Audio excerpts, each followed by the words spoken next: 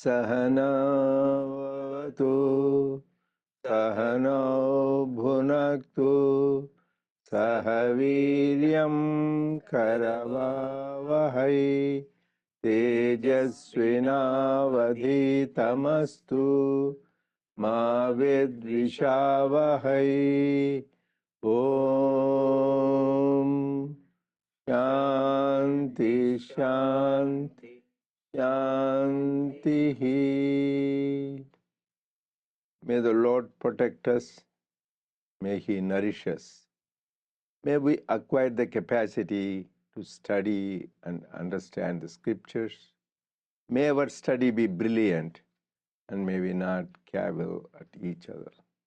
Om, peace, peace, peace unto us all.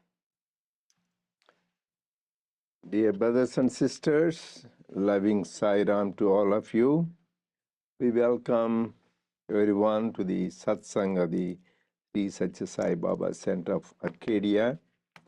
I see some new guests here. I don't know them. Some of looks like first time here. Huh? The old guests, old come again. Yeah. Came from Miriam came all the way from Hollywood. Oh, so they were here before? Maybe I didn't see you for a while. I don't pay shows, so I don't pay that much attention. The audience. Thank you. That's good that you come back and that means you like it. Very good.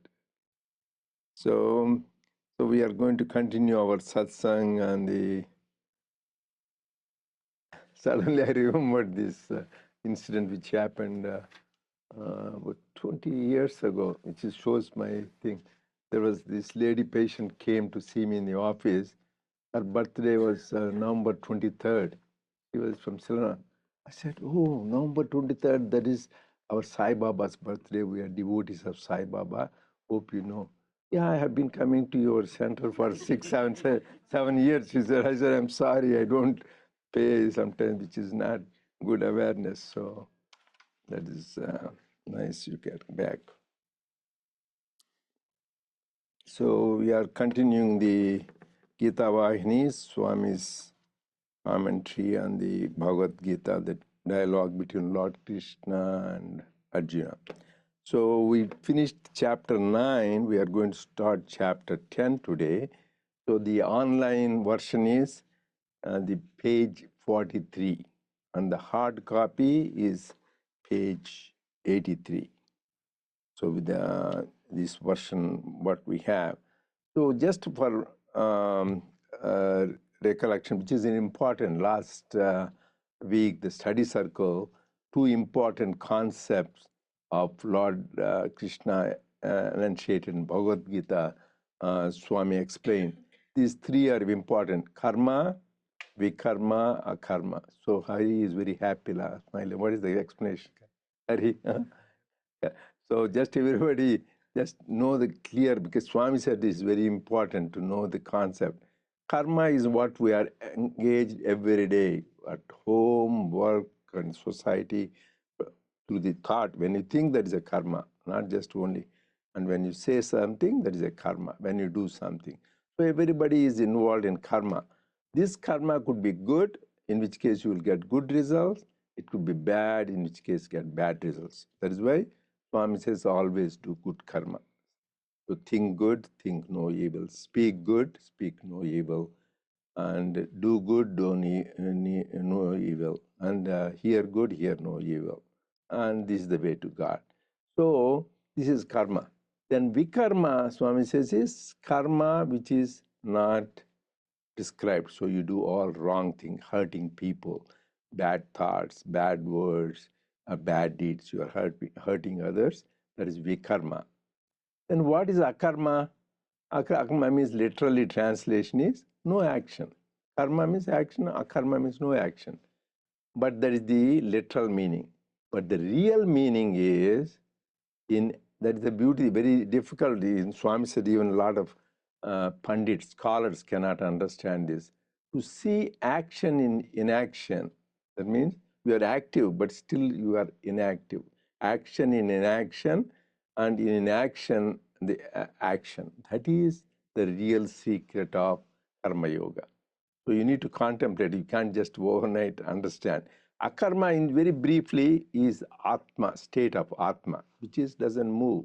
Or you can look at Shiva and Shakti. Shiva, the Brahman, it looks the basis. So it doesn't move, right? But it needs the basis for the Shakti, the whole creation to work. You need the Shiva as the basis. Or you can tell. Another nice example is you watching a movie. You see the screen. Screen is blank, vacant. So, but the pictures are the one which makes you interesting, right? Otherwise, who wants to see a blank screen? So, with the screen is the basis, and the pictures are the one which you are seeing. That is karma, that is action. But the basis is the screen. So you should, but the basis by itself, nobody is interested, but you are interested in the activities. So you should remember there is this Atma, this basis for all our activities, whatever we do. Let me make it very clear. Even simple sleeping, eating, drinking, we think we are doing it. So whenever we can see, sometimes when people got COVID, that time people cannot smell. Oh my God, I can't smell. Sometimes you cannot taste. It affects your sleep. Even everything is controlled by that Atma, the Brahmans. He has the switch. So we are just the happen. So always remember that the underlying, that Brahman, the divinity is the one which makes us work. So for that, Swami says two important concepts, doership and enjoyership. All of us, whenever anything we do, I am doing this. And once you do something, you want the results of that action. I want the results of the fruits. Like you went to job, so automatically you want a salary, or you do something, service, you want recognition. So you do a work, I am doing this, and I want the fruits, and I want to enjoy the fruits. So this is the one which causes us bondage. So as long as we are continuing this, we'll be born in the cycle of birth and death. So that is why last week, some of the things you should underline and memorize. So one who thinks God is the doer, and he is the one who is giving the fruits, results, and he is also enjoying the fruits. That person is knower of Atman, Brahman. He is not bound by any bondage. It's important. So let me read it. These jnanis never feel that they were the doers or enjoyers of the fruits of any act. They say, the Lord did it, the Lord gave the fruit, the Lord enjoyed the fruit. That was their conviction. It is not just coming from the mouth. Their belief, firm belief is, the Lord is the one who is doing that, Lord is giving the fruit, and Lord is enjoying. So similarly, if we don't want to be bound by the results of our action, good or bad, we should always think, Lord, you are doing, and you are the one who is giving the results and enjoying. That is why dedicating all actions to God, whatever we do, then, well, that is why we do in Brahmarpanam, that is what it is. Brahmarpanam, which mechanically chant, but every word has a meaning that in the Brahmarpanam, Brahmahavir. Anyway, I won't go into details unless somebody here wants to explain. This is very profound thing. So like that, we should think everything is the fundamental basis is divinity. That is the important. So we discussed that. Now we'll start chapter 10. You have any comments from last week? Did you do anybody had do any homework and did some work or did this? Huh? Oh, even before we started, there is a question. Good. Anyway, I always have like comments, questions, and discussion. Which karma has the strongest effect? Karma of thought, karma of words, or karma of deeds? In terms of immediate effects, Deeds seem to be the most effective. So they say actions speak louder than words. But it is also said that thoughts are most powerful. Yeah. So anything is subtler the things are, like you hit somebody with a stone, you can just kill one. The subtler thing, right? With a gun, you can kill more people, right? It's subtler, you can't see that. Whereas subtler is the nuclear power, atomic energy, you can wipe out this whole cities, right? What happened in Hiroshima and Nagasaki, because this is very subtle, you can't see that atomic, but it destroyed the whole thing. Similarly, with deeds, like you slap somebody, it hurts their face, or you hurt somebody with a knife, it hurts them. That is only, and it can heal. It's like somebody you cut with a knife, that can heal after a while. So the physical deed is violent, is bad. First, you should avoid that simplest thing. But the higher than that is speech level, because if somebody you slap and after a while you may forget it, because but when you say some hurtful words, insulting words, because of that, even wars have happened. So families split. People don't even talk to each other. I have seen generations in families, they dislike each other, hate each other, just because some wrong words they used. So her words are much more powerful. They can spoil. Swami says, if you slip you can take it back. If your tongue slips, that is the disastrous thing. That is why Swami's filters. Whenever you talk, first thing is it necessary to talk? If it is not necessary, better not to talk. So Swami says, you should say, is my the speech improves on silence. If doesn't, keep quiet. That's the best service you can do. So if you have to speak, sometimes like we are speaking, you should be truthful. Whatever we say, you should be truthful. Third thing is, whatever you see, is it helpful for others? Is it inspire somebody, help somebody to do good deeds? Then it is helpful. And even if it is helpful, you should be talk softly and sweetly. That's important. Some people, they talk so loud, they are here next to on the street, you can hear. I'm not joking. I see some people, they talk so loud. That's very rajasic. You can see whether it's a smile or speech, you should be very gentle. That is why Lord, anytime it is mita smita sundara, this means gentle smile. And darahasa vadana, this mother or Krishna, Rama, that gentle smile, you should be there. Swami says, your joy should not be heard. Your joy should be seen. Because one time, Westerners, particularly when I was giving a talk, I was there that time. For everything, they go on clapping, ha ha ha. I got mad. Stop. This is not entertainment show to go on clapping. This is for enlightenment. Just be serene, be happy, but not, you don't need to be giggle and make loud laughter. So just even that smile. So same thing. That is why Lord Rama is described as Satyabhashi, Mitabhashi, talks also less. Even if you have to talk, not too long. Mitabhashi. Hitabhashi, that means which is helpful for others. And Madhurabhashi, what he says is so sweet, you want to hear again. So that is why you should, whenever there's another filter for what you should, when you talk, should be concise and to the point. And then I was telling, most powerful, the subtler it is, the powerful it gets. The subtlest is a thought.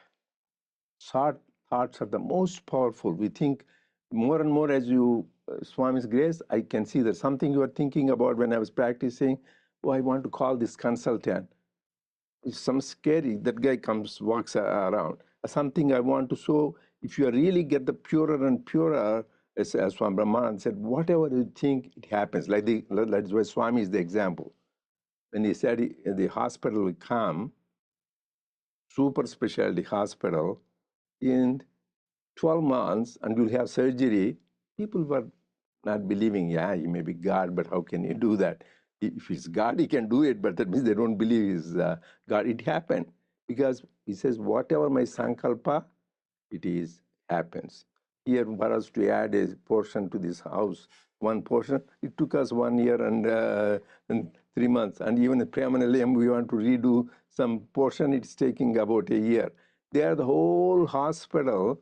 Swami did that. So if you have good sankalpa, it will happen. So that's very important. Always what I'm thinking is correct. That is why Swami Vivekananda said, this world the way it is because of the good thoughts of people. So somebody said Ramana Maharshi, they went to Arunachala, he was there. He just sits one place. He doesn't go anywhere, travels. You are so lazy, you are just sitting one place, talking about things. Don't do service. He says, how do you know? So this says their thoughts are so powerful. They in the Himalayas, they may be sitting in caves. That is Swami Vivekananda said their thoughts penetrate the walls of the caves and go around the world and benefit people. That's very important, positive thoughts. And one of the best services, Swami said, is Samasta Loka Sukhino Bhavantu. We always chant, may all the worlds be happy. Go on saying, these are positive thoughts. Go on. We are really doing the service. We think it is just like a prayer or a chant, but there is service where we send the positive thought vibrations. So thoughts are very, very powerful. That's why Swami even introduced Nagar Sankirtan, where people go on singing so that all that the vibrations, they permeate the air and help people. So important is the answer to the question, do no violence on the physical level, subtler than that, no violence at the speech level, and the greatest is at the thought level.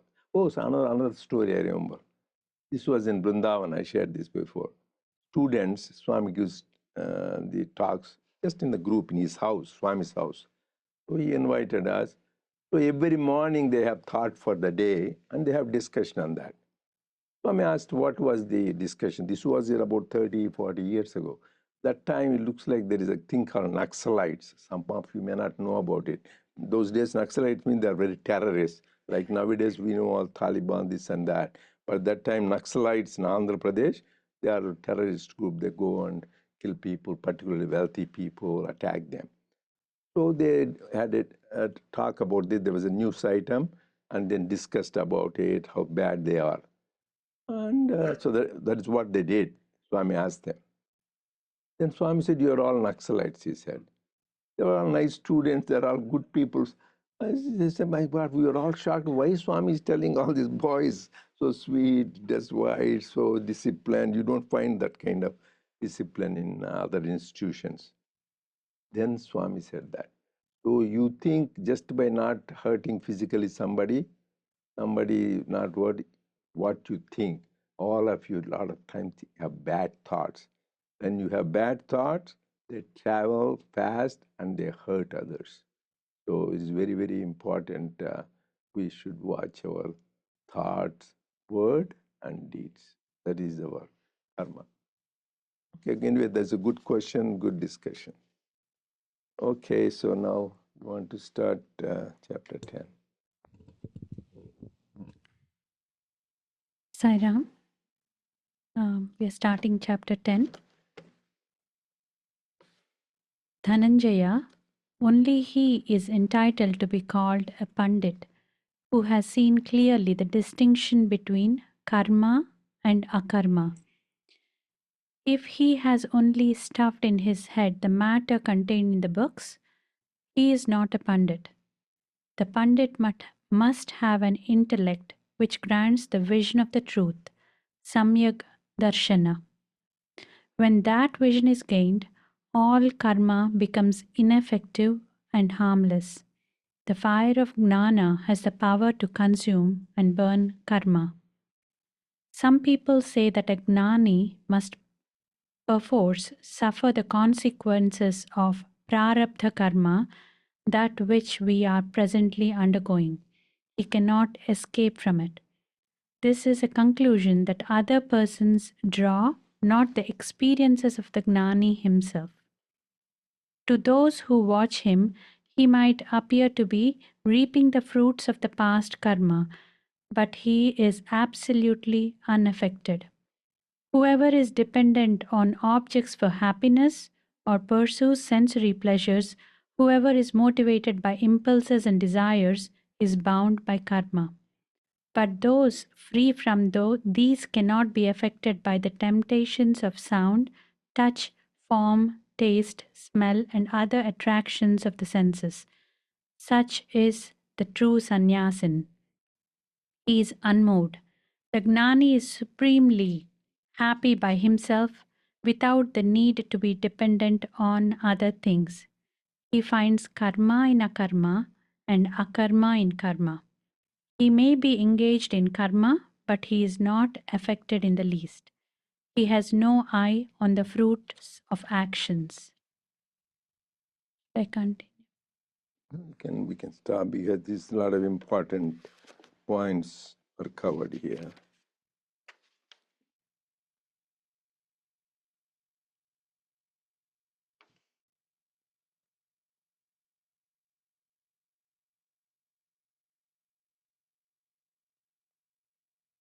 Anybody else? So here Swami is talking about scholarship. People, we know Gita, 700 shlokas, or somebody knows 4 Vedas, 6 Shastras. It's good to know that it is scriptural knowledge, but that is scholarships. Swami says that is not wisdom. Or Pandit means a person who is wise, wisdom. Who has that? We talked about it a few times in the past.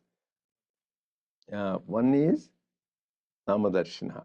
Vidya Vinaya Sampanne Brahmane Gavihastini Tunisaichvaisha Pakecha Pandita Samadarshana.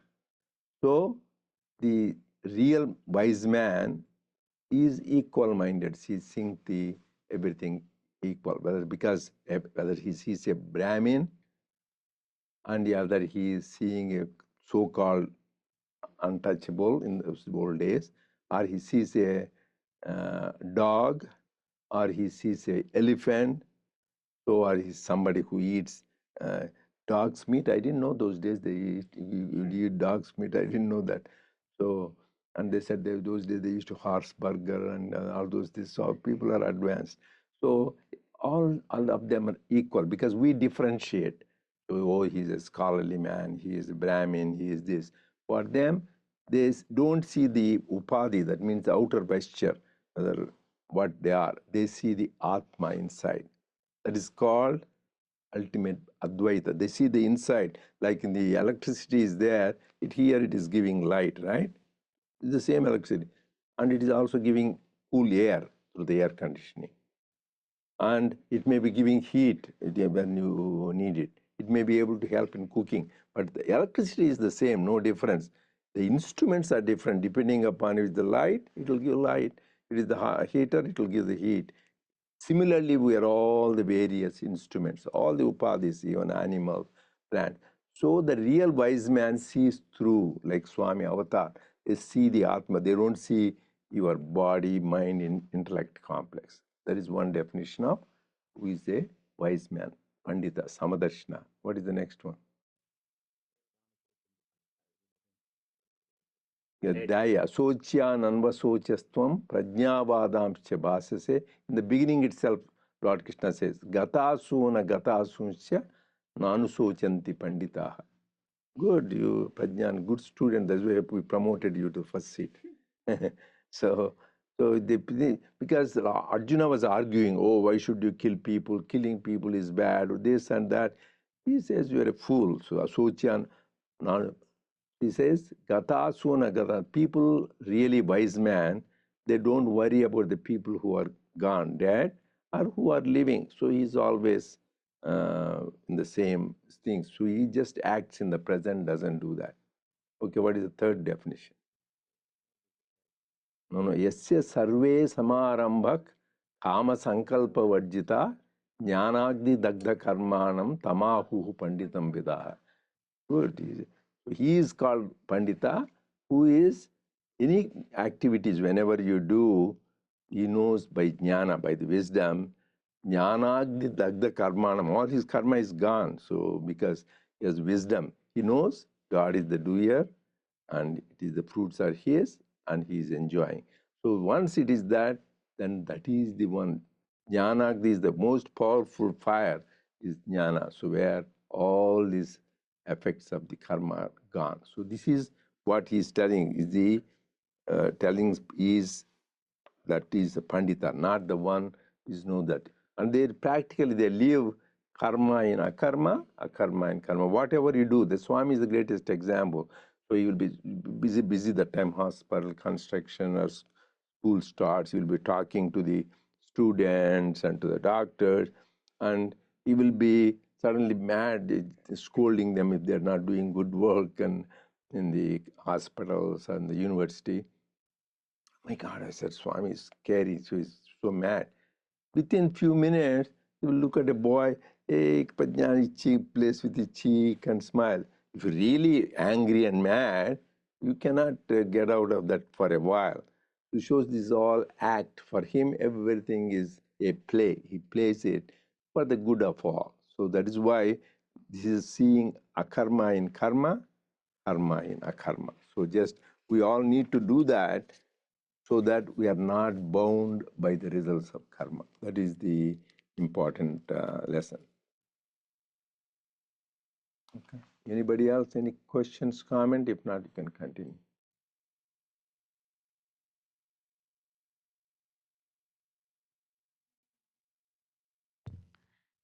You may ask how he is able to do that.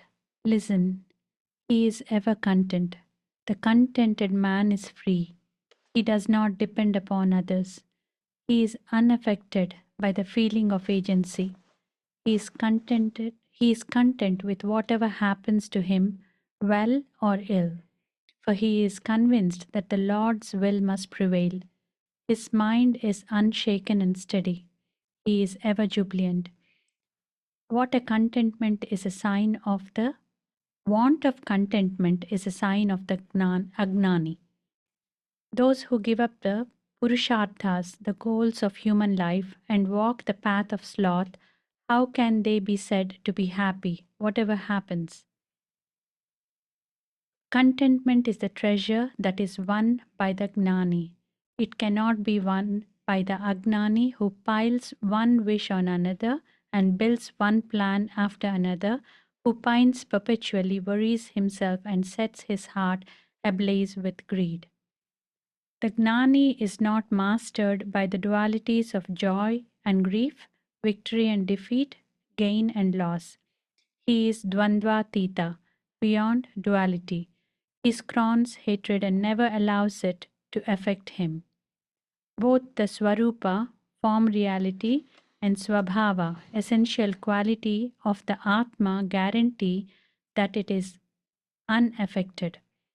It is asanga, not of the world.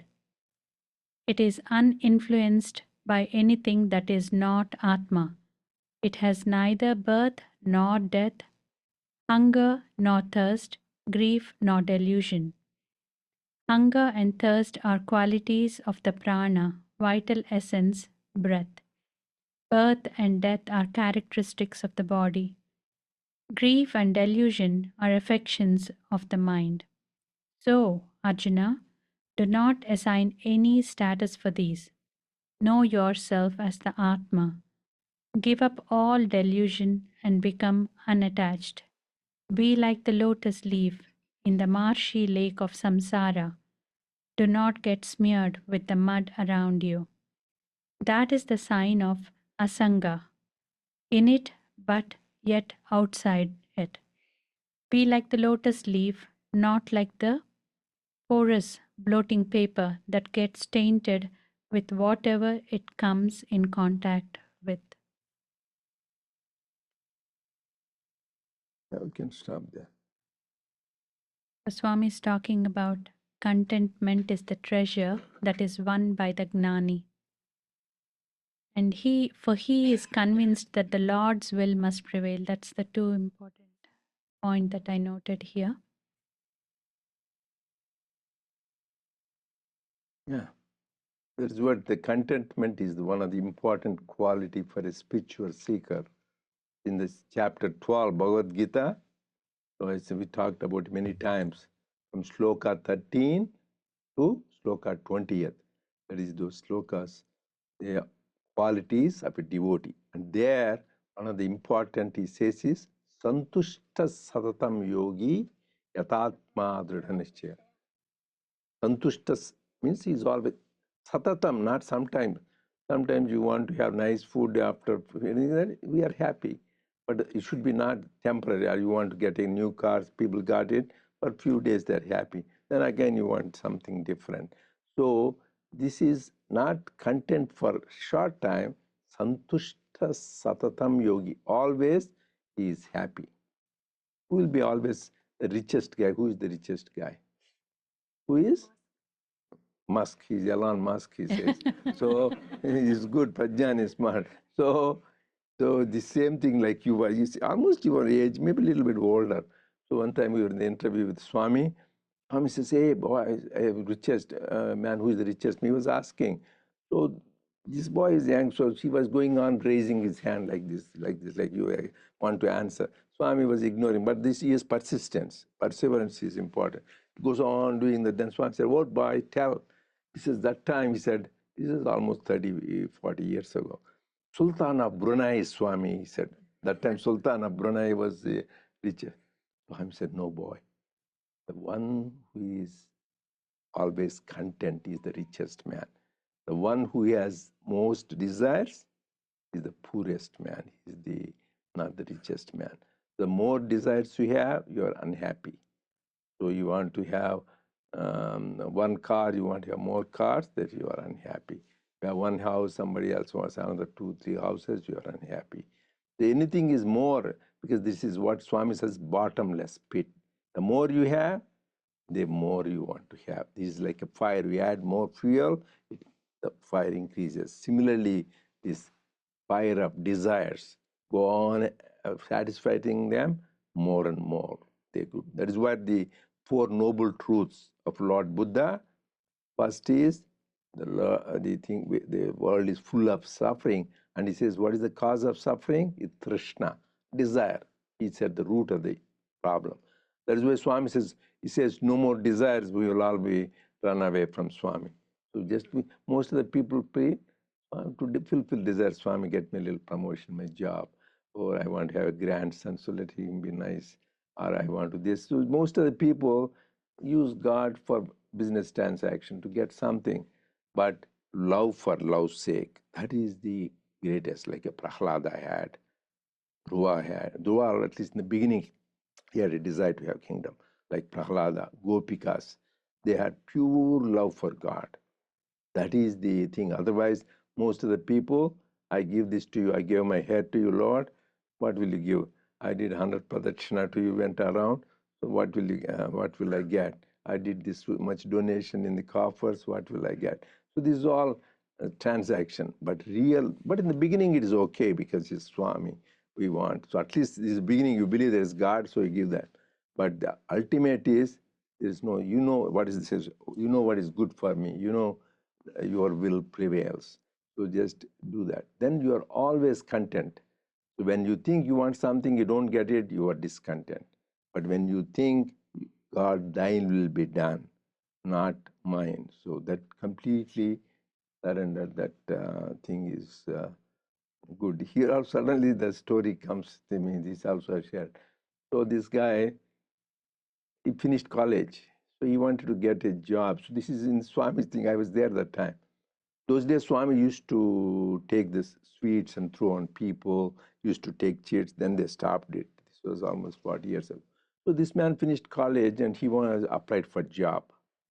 So he applied for a job in a bank, and he also applied for a job in a school teacher. Both jobs he has, and he has a plate with chocolates and things to thing, and he has 2 chits. One chit, if Swami takes the chit with teacher, he will take the teaching job.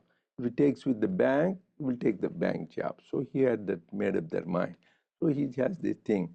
And Swami comes there, looks at thing and takes this chocolates, throws to people. They were all happy catching because it's coming from Swami. Again, he said he was happy. And this guy also was happy. Then Swami didn't take either of those chits.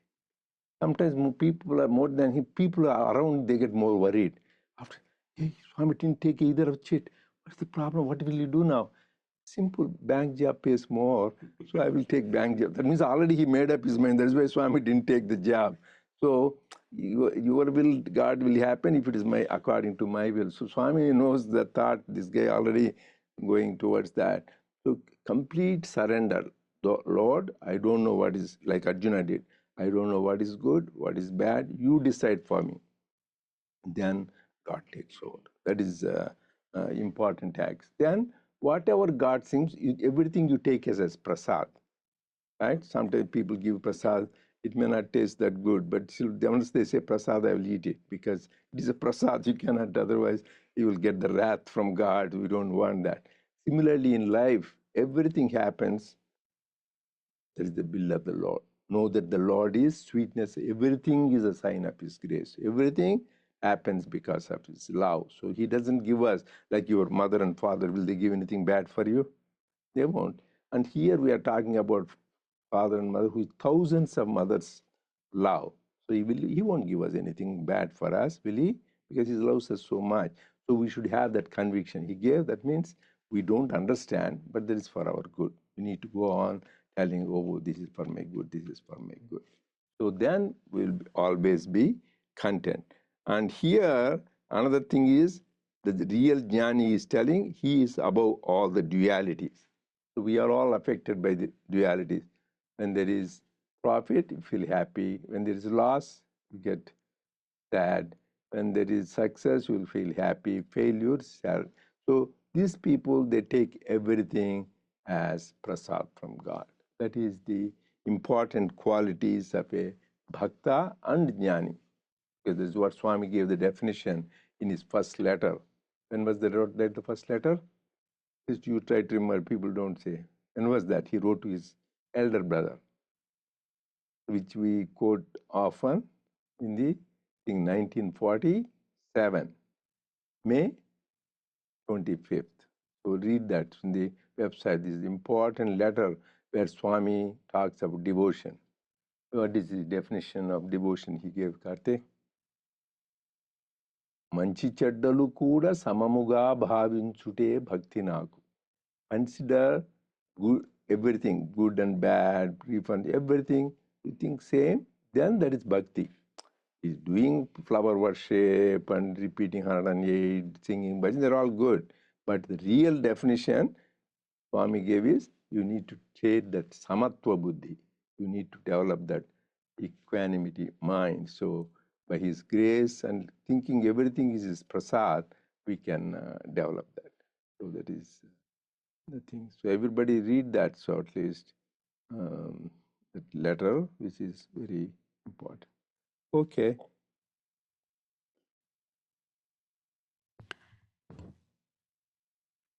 Do Abhisheka, ceremonial bath of the deity, to the Atma Linga with the pure waters of your own pure chitta vritti, mental impulses.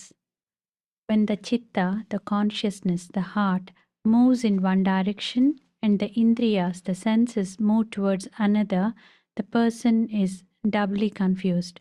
So keep attachment afar. When that is done, whatever you do becomes a sacrifice, a yajna. Whatever you speak becomes a holy mantra. Whatever you plant your foot, wherever you plant your foot, the place is rendered holy. Can stop this. It's important, this very profound message in this. Yeah, with our mental impulses, use the chitta vritti. Swami is saying, do abhisheka to your Atma Linga. So purify your heart with the mental impulses, with our own thoughts and feelings. Purify our inner self. That's what I understood from Swami, and he's also saying, keep attachment afar. Anyway, so we all do, right? When we have lingam, we do the abhishekam. We put water, we took milk, honey, sugar. So that's sort of shapacharas. Or even if you have a picture, we worship with flowers, put sandal paste, and put garlands, and put naivedya. These are all the worship. But more important is mental worship. That is why in scriptures he said, Pradhamam Pratima Puja. First step is worshipping the idol, picture of Swami, picture Linga, Pradhamam. Madhyamam Japastotradikam. Next level is we do repetition, Sai Ram, Namah Shivaya, Namo Narayanaya, or sing this bhajans. Uttamam Manasi Puja, mental worship. Nobody even knows you are doing the whole worship. The thing, imagine, the thing is, a lingam is there and you are doing the abhishekam. Uttamam Manasi Puja, that is higher. Soham Puja Uttamam. Highest is Soham, that realizing Soham, I am that, I am the truth. That is the highest puja. So we should not get stuck with one level, only identifying only God is in this idol or in this picture. It's good to start, but don't end. Like you want to be in primary school all your life, next you want to go to high school, then college, and university.